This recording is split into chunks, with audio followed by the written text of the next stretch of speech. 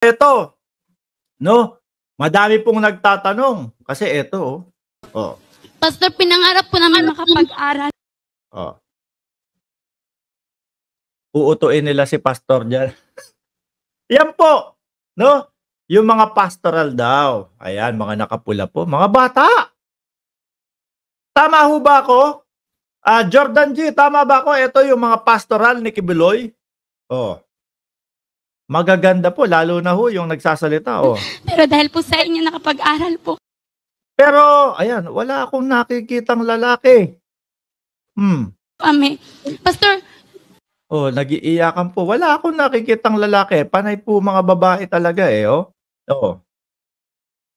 Mga bata yan sa mga bata sa foundation. Okay, oh. Ito daw po yung mga bata sa foundation. Eh, mga bossing, ang sinisigaw nila, mga kababayan, ano yun? Children Foundation at Chuchuchu. Di ba? Sabi ko, Children Joyce. Children Joy Foundation. Something like that. O yan po. Sabi ko, pag sinabing children, halo yan. Co-ed yan.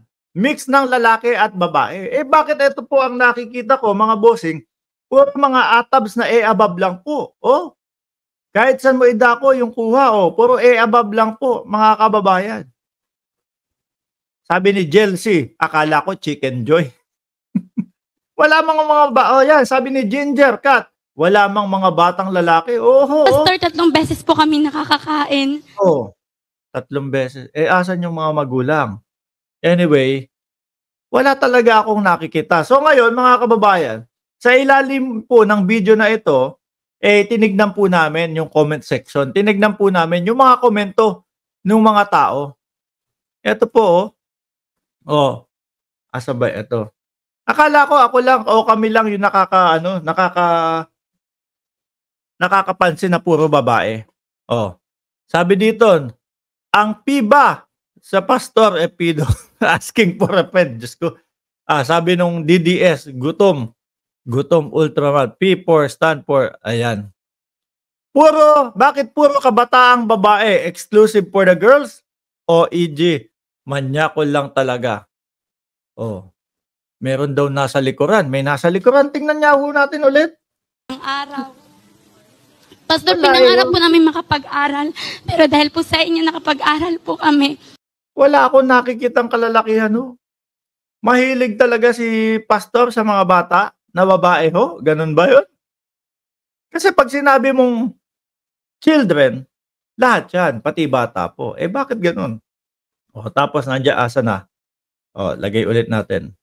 Aakap na yata sila kay pastor. Kahit sa anggulo, mga kababayan,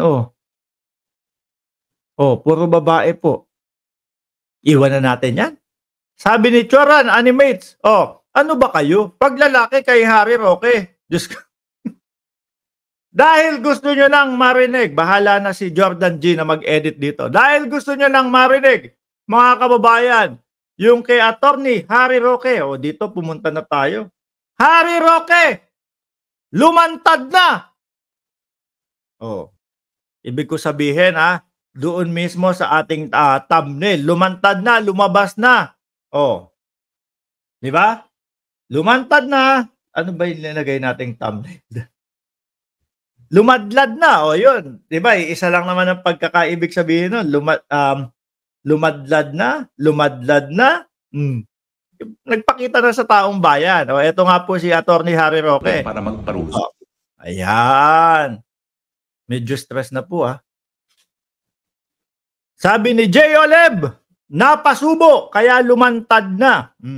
Ano ba yung linagay natin doon? Ayan Harry Roque, naglantad na. Inilantad na yung kanyang sarili. Yan ang ibig sabihin natin, mga bossing, alam ba ng mga batang yun? Ang katotohanan, hindi ho natin alam. Sabi ni J. Oleb, nabasa ko na ba to? Napasubo na, kaya lumantad na. Game. Magandang araw sa inyong lahat, ha? Siyempre. Sa amin po, magandang araw. Pero yung pagkakaiba po ng mukha ninyo, mukhang pansin na po namin, attorney, na mukhang stress na po kayo. Nako, attorney, wag po kayong papastress. No? Kayo po mga nanonood diyan, mga kababayan, iwasan po natin ang stress. Kung makikita niyo po yung sitwasyon ni Doc Willie Ong, mga kababayan, ako po naniniwala ako na talagang yung sinasabi niya, galing po sa stress, 'no? Nakakaawa yung sitwasyon po ni Doc Willie. Pero tumuloy ho tayo dito kay Attorney Harry Roque, 'no? Napansin ko habang nagsasalita si Attorney Harry Roque, ang background niya na po kumbaga kulay puti na lang. Bahala kayo kung saan yang kulay puti na yan. So ibig sabihin ho, mga kababayan, ayaw niyang ipaalam kung nasaan ang kanyang lokasyon niyan, di ba? Ganyan lang naman yan Siyempre, narito na naman tayo sa Spokes Hour. Siguro alam niyo na po, no? Pinaaresto na naman ako ng Kongreso. Oo, alam po namin yun. Tapos kayo po nagtatago. alam po namin na pinapaaresto po kayo ng Kongreso at alam din po namin na ayaw niyong lumitaw. Ganyan po yung style ni Kibuloy, mga kababayan. Di ba? Nung simula na ipaaresto po, no, ng Senado, nagtago na po. Tapos ang style na lang po niya, mga kababayan, paano-ano na lang po, pa-recording na lang po nung kanyang boses with matching iyak. Ito naman po si Attorney Harry Roque, dito magpapaliwanag. Bakit ayaw magpaliwanag doon sa Kongreso? Tuloy. Alam niyo naman, dati na nila talagang plano yan. Ang totoo po niyan, kaya ako pinupuruhan ng Kongreso dahil ako daw ang pinaghihinalaan ni Speaker na ako... Walang ganoon! Dinamay na naman po si Speaker Romualdez, mga kababayan. Kaya tuloy-tuloy ang investigasyon sa iyo dahil yung mga sinasagot mo din at yung mga nakikita sa iyo, attorney, tumutugma doon sa kanilang investigasyon.